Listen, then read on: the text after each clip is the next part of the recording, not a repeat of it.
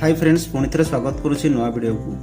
तबे आपण जानिछन्ते कि पीएफ अकाउंट रु किभଳି भाबे आपण टंका उठेबे केमिति उठेबे तार नियम कोन रहिछि।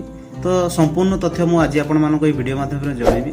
ता पूर्व चैनल रे नुआ करि आस्थिले चैनल को लाइक कर देबे और सब्सक्राइब कर देबे। तबे चलंतु वीडियो को स्टार्ट करि नबा। जेउ माने चाकरी करंती सेमानकर निश्चित पीएफ अकाउंट रहिथिबो।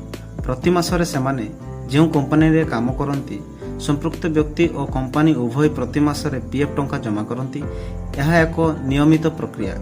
अकाउंट रे टंका जमा रहिबा परे आवश्यक स्थले टंका उठै पारिबे व्यवस्था भी रहिछि। किंतु अनेक लोक जानि नाहंती कि अकाउंट रे आपण केबे और केते टंका उठै पारिबे।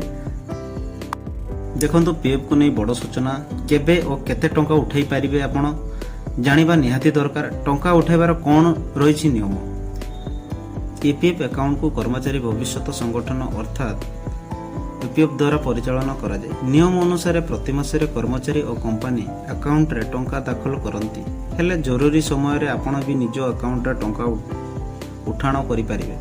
धरि नियंतु कोनोसी कारणर विषत आपणकर गोटे मासर चाकरी हराइले परिवार चलाइबाको असुविधा सामना करि पारंती। आपण तेणु एही परिस्थिति रे सेही समय सेही मासर आपणकर निज अकाउंट रो पाखापाखि 75% टंका उठाई पारिबे। ठीक सेही परि कोनोसी व्यक्ति जदि 2 मासरे किंबा ताठारो अधिक पर्यंत चाकरी करथांती ताहाले नियम अनुसार अकाउंट रो संपूर्ण टंका उठाई पारिबे। खाता खोलिबार 3 वर्ष परे एही टंका आपणकर घर निर्माण कार्य रे व्यवहार करि पारिबे।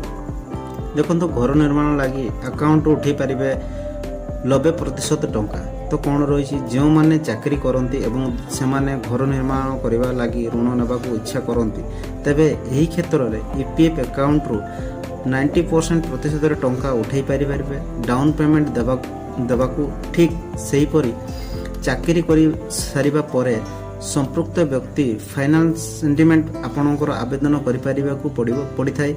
खास कथा हैला अवसर परे अकाउंट रो जेउ टंका उठेबे सेथिरे कोनोसी प्रकोप टैक्स लागे नाही। किंतु खाता खोलिबार 5 वर्ष मध्य जदि आपण टंका उठाउछंती ताहाले टैक्स लागि थाए।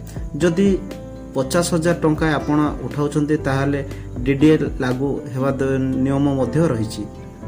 देखंतु आ कोन रहिछि पैन कार्ड थिले मिलिबो बड़ रिहाती।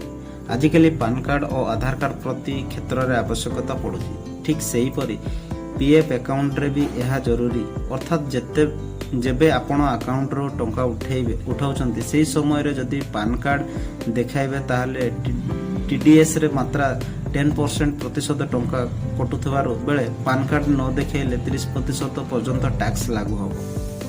अर्थात मोट उपरे मन इच्छा आपण चाहिए ईपीएफ अकाउंट व्यवहार करि पारिबे नाही।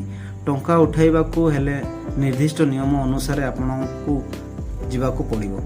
देखो जो सब नियम आपको कहली पैन कार्ड आधार कार्ड ए सब निहाती आवश्यकता ईपीएफ थिले ईपीएफ थिले आपणकर मन इच्छा काम करि पारे। जो सब नियम बाहरी से सब नियम फॉलो करिकिना आपण पीएफ टंका उठाई पाइबे।